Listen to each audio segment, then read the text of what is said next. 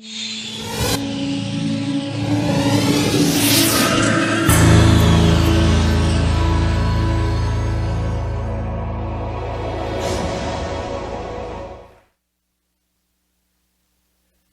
was the epitome of chaos, the ultimate duality of everything great and everything wrong at the same exact time.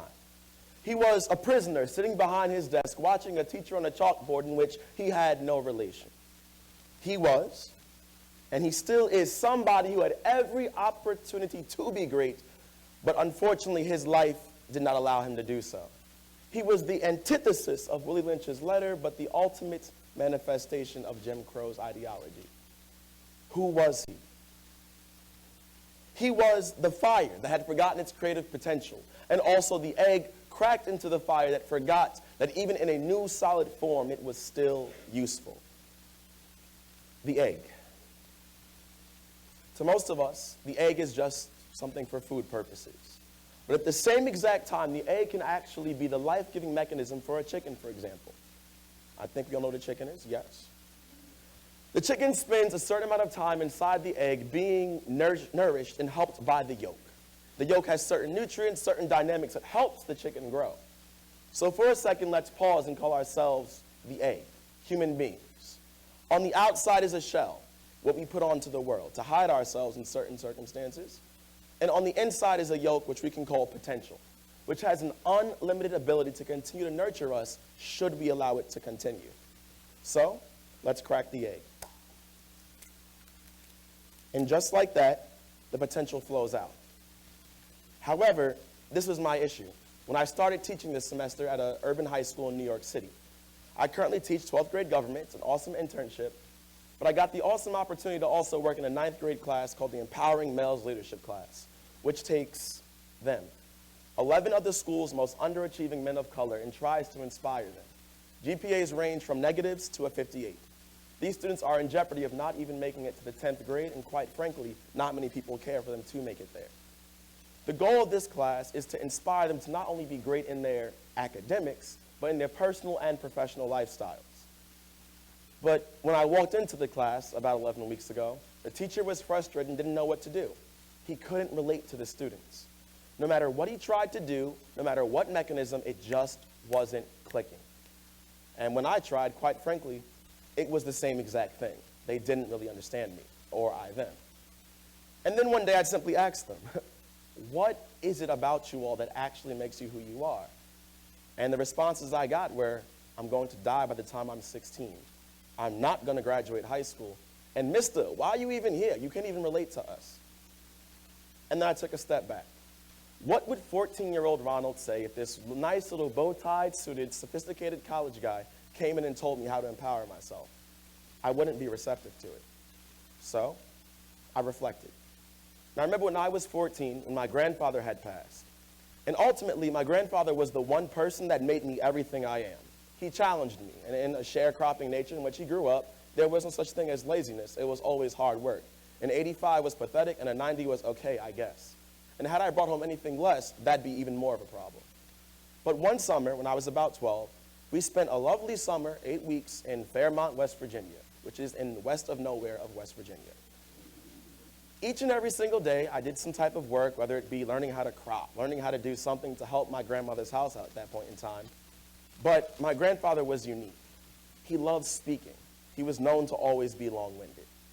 And so I spent that summer writing with him and learning how to express myself in every which way, shape, and form. And in that summer, I wrote 363 poems, which would later become what I now call monologues. It was amazing to think that this man who was very far removed from me had such a huge impact on how I would learn to express myself. So, after reflecting on that, I went back into the classroom. And I decided for the next 9 weeks that I would work with these young men, I would continually sow into them not the idea of empowerment, but how to give access to their voices. So each week they came in, they were challenged. We look at photos of what people perceive them to be. We even worked it so far to define what masculinity was to them. And after a lot of work, pressure, and oftentimes disappointment, I decided to change it up a bit. They walked into the classroom and I said, today we're going to write I am statements, where pretty much every monologue I write begins. Really simple formula. I plus am and an affirmative. So for example, I am smart, I am beautiful, I am gorgeous. All statements that can describe oneself. It was amazing to see that within 5 minutes, the emotional reaction on their faces was intoxicating. The same young men who had told me not too long ago that they wouldn't make it to 10th grade or even 16, to say that the least, were now saying, I'm going to do something. I am somebody. But I didn't do anything. I simply reminded them that their voice was the power that they always had, and that no one had the authority, ability, or the right to take that from them. You see, that's the funny thing about spoken word. Its infectious nature gives every single person the ability to express themselves. So, now this is them, about last week actually. They're sitting with other freshman students that have similar issues with their academics. And this time, they're not just reflecting, they're teaching. As you can see, the young man with the blue hoodie is teaching his classmate how to read a transcript and why it's important to work hard. The man next to him is telling another student why you are important. All things that they already had, but forgot that they had because of the conditions of the society that they lived in. So, what does a group of 11 young African-American boys have to teach us about anything that applies to you, and the entire world in general? Well, what's the human condition? Oftentimes, the human condition is defined as struggle. And I can't deny that each and every single one of us in this room has gone through some degree of struggle, some type of pain, some type of destruction that's affected us in a particular way. However, the struggle is not the important part.